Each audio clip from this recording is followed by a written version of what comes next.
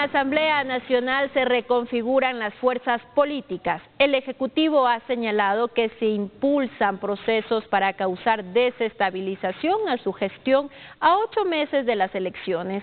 Para abordar este y otros temas, conocer qué es lo que ocurre en el Parlamento, conversamos en esta mañana con la legisladora María Teresa Pasquel, que ya nos acompaña en esta mañana acá en Estudios Asambleísta.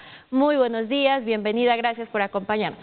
Muchas gracias por la invitación, es un gusto estar aquí nuevamente y poder conversar sobre estos temas nacionales. De interés porque nos preocupa a toda la ciudadanía qué es lo que está sucediendo hoy en día en el Parlamento, en la Asamblea Nacional. Hay una pugna política entre el Ejecutivo, el Legislativo. ¿A qué se debe, asambleísta? ¿Cómo nosotros podemos interpretar esto? Bueno, yo creo que esto es algo que lo veníamos esperando. Cuando inició el gobierno del presidente Daniel Noboa, pues todo estaba a favor de todas las alianzas que se podían dar en la Asamblea, con la izquierda, con la derecha, con el centro, con quien sea, para lograr los acuerdos, para lograr las leyes económicas urgentes, sobre todo, que son las que impulsó y las que quería aprobar inicialmente. Y luego de que todos tomaron su parte, las presidencias, las vicepresidencias, los partidos tradicionales que están en convenio, estuvieron en convenio con el presidente, pues luego las frutas se movieron y cada uno toma su parte y lo que le conviene, y ahora pues socialcristianos y correístas se han unido en contra del presidente Noboa, y él está en este momento en una situación de minoría, digamos, ¿no? Así es. Pero ¿qué tanto daño le hace a la democracia en nuestro país que autoridades, en este caso en el Parlamento, opten más por intereses partidistas, por intereses personales y no por el bien común de una nación? Ese es el problema de nuestro país, que tenemos políticos que lo que buscan son sus prioridades personales, sus prioridades grupales, y no están buscando el beneficio de lo que le conviene al ecuatoriano de a pie, al ecuatoriano común y corriente, que es el que nos eligió, y el pueblo que está esperando que le demos los resultados, y la salud, la educación, la seguridad, la oportunidad de empleo, y muchas situaciones que están en detrimento dentro del país. Y es una pena que los partidos con los políticos que ya vienen llenos de arreglos, componendas y acuerdos, solo estén viendo su beneficio grupal y no por el país. Así es. Este escenario que estamos ahora mismo presenciando en la Asamblea Nacional de pronto está estancando la aceleración de proyectos de ley para el bien común de todos, a puertas también de un año electoral. ¿Es eso también un poco que está retrasando el trabajo en ese sentido de leyes en la Asamblea Nacional? Bueno, en el sentido de aprobación de leyes no creo que está estancado. En periodos anteriores se veía que las leyes salían muy demoradas y muy de vez en cuando. Ahora estamos trabajando realmente, creo que a un ritmo bastante rápido. Hemos aprobado 19 leyes, y en estos 7 meses yo creo que es bastante, y en ese sentido me siento tranquila y me siento satisfecha de que hemos trabajado cada semana en las comisiones, en los debates primeros, en los debates segundos, en las aprobaciones, y luego viene otra ley, y viene otra ley de las que venían de periodos anteriores, que venían muchas leyes estancadas de años anteriores. Las estamos resumiendo, las estamos analizando, las que conviene al archivo, las que conviene a unirlas, y en ese sentido creo que hemos trabajado sin contar con diferencias políticas o ideológicas. Claro que en las leyes muy delicadas, ahí sí se ha visto que siempre entran los intereses de uno u otro grupo, ¿no? Y precisamente le hacía esta inquietud porque con esta reconfiguración de fuerzas políticas que iniciamos hablando en este espacio de entrevistas, un poco pone en riesgo o en amenaza la aprobación al no contar con los votos suficientes para estas leyes.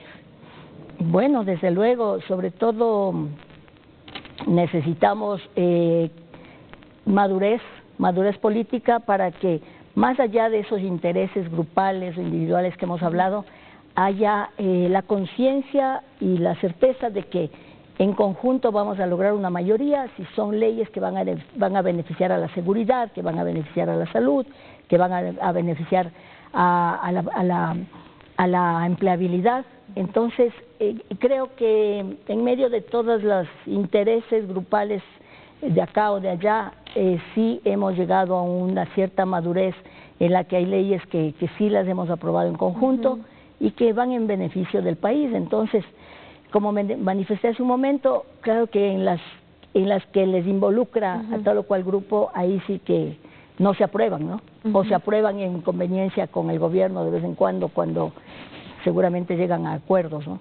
Yo, como soy una asambleísta independiente, no estoy involucrada con ningún líder ni con ningún movimiento como para estar alzando la mano en cosas que yo no esté de acuerdo.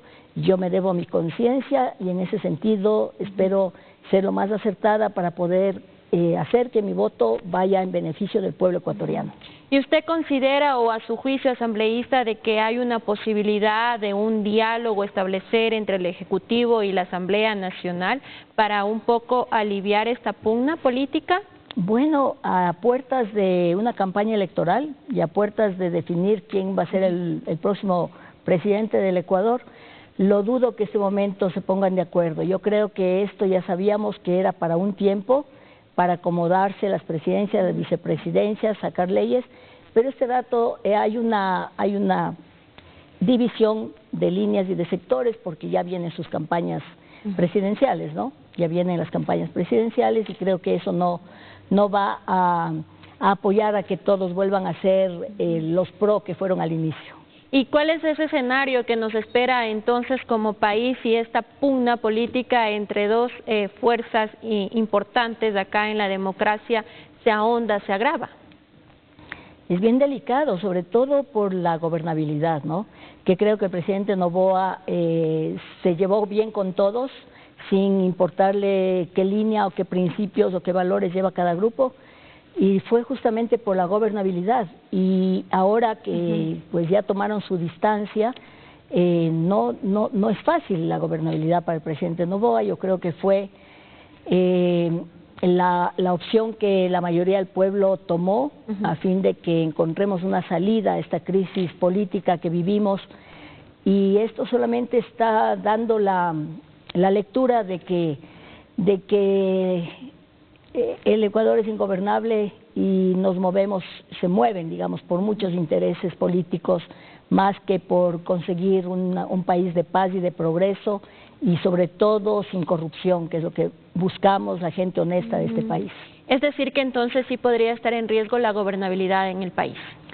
Está muy delicado el asunto, sobre todo ahora que hay el tema de la vicepresidenta que tiene que reemplazarlo en este momento de campaña. Es un tema bastante delicado que tenemos que estar cuidando la democracia y evitando que haya alguna situación más allá que pueda impedir el gobierno del presidente actual. ¿Cuál es su apreciación con respecto a ese tema en particular? Porque, bueno, en la Asamblea Nacional no se le quitó la impunidad a la vicepresidenta Verónica Abad para que continúen con un proceso penal por parte de Fiscalía.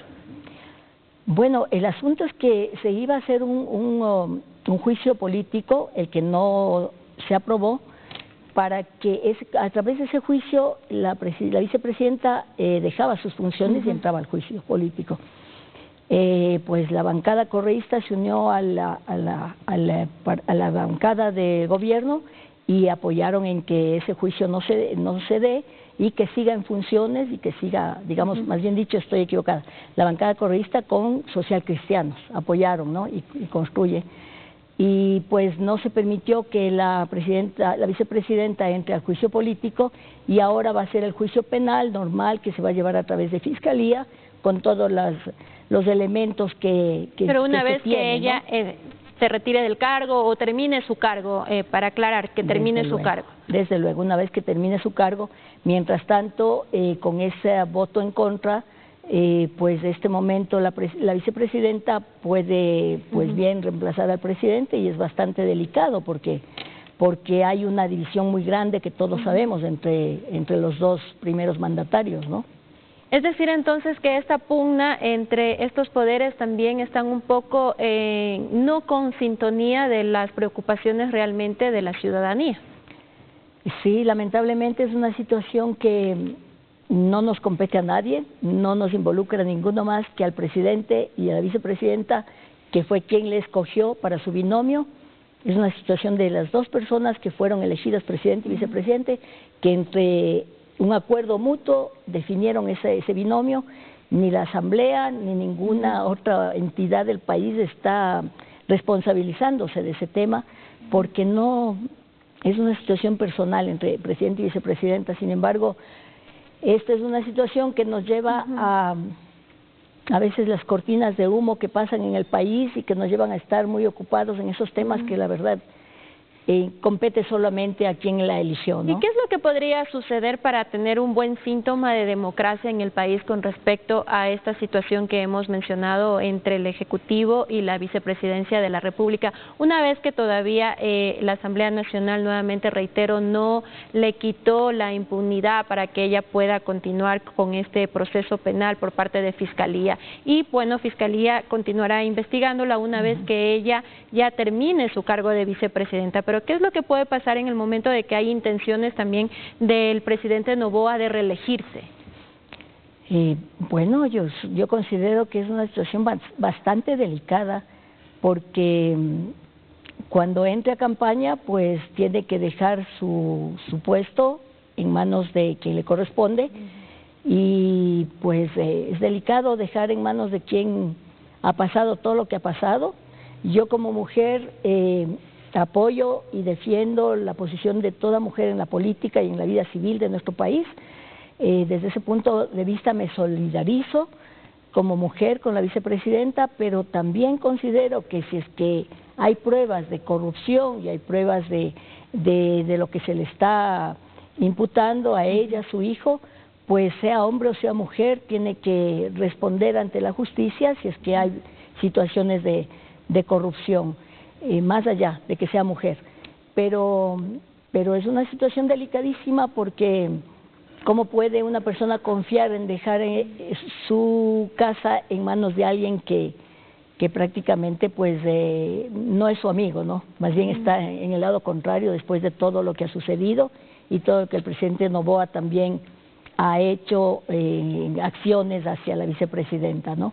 Y hablando de justicia en el país, asambleísta, también importante conocer acerca del juicio también penal en contra de los sospechosos del asesinato, sospechosos materiales, autores materiales del asesinato de Fernando Villavicencio. Bueno, en ese sentido, pues estamos pidiendo desde muchos sectores, desde muchos lugares ciudadanos, que la fiscal Diana Salazar, que es una mujer correcta, proba, que sabemos que está llevando las cosas con toda la valentía y toda la certeza para limpiar el país de tanta corrupción en todo sector, pues estamos esperando que la fiscal en este momento pueda realmente encontrar los indicios a través de los casos que está llevando, a fin de ya dar con los actores intelectuales de este vil asesinato a nuestro líder Fernando Villavicencio. Y le pido desde ahora pues directamente a la fiscal nuevamente que ayude al pueblo ecuatoriano, que fue la gran mayoría que iba a votar por Fernando Villavicencio para que sea nuestro presidente, que se encuentre la solución y que se descubra realmente no a los actores materiales que ya sabemos que ya murieron unos cuantos, sino a quienes realmente, que se dé los nombres de las cabezas, para que ya al fin este caso de Fernando Villavicencio no quede en la impunidad.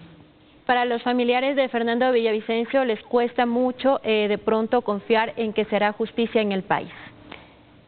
Estamos con la fe, pienso que la familia de Fernando Villavicencio tiene también esa fe en la fiscal Diana Salazar, que desde su valentía está descubriendo tantas cosas en el país, y que este caso se encuentre y se conecte y se descubra realmente quiénes fueron los causantes, y que no se pierda esa fe, que no se pierda esa esperanza de que la justicia llegue en el caso de nuestro líder Fernando Villavicencio. Eso con respecto al juicio penal asambleísta, pero Por ejemplo, en el Parlamento se creó una comisión y ahí también hay dos informes, uno de mayoría, otro de minoría. Algunos ya se mencionan como autores intelectuales en uno de esos informes. En el otro, en cambio, se habla de que es una delincuencia organizada lo que provocó el asesinato de Fernando Villavicencio. Pues la mayoría del pueblo ecuatoriano no puede negar la realidad de lo que fue. No pueden decir que fue fruto de la inseguridad del país. Fue un crimen político porque fue en elecciones, fue en campaña, fue a pocos días de presentarse en el debate presidencial y a pocos días de la elección de presidente. Por lo tanto, no podemos decir que es un crimen por la seguridad. Es absurdo totalmente. El pueblo ecuatoriano sabe muy bien cuáles fueron las causas y cuáles fueron las situaciones en las que Fernando Villavicencio se encontraba con un 98% de un perfil de riesgo del 98%, por lo tanto no era una situación que por la inseguridad de las calles pasó eso. Muchísimas gracias, asambleísta, por acompañarnos en este espacio de entrevistas de opinión a fondo. Que tenga un excelente día viernes y un buen fin de semana. Igualmente, gracias.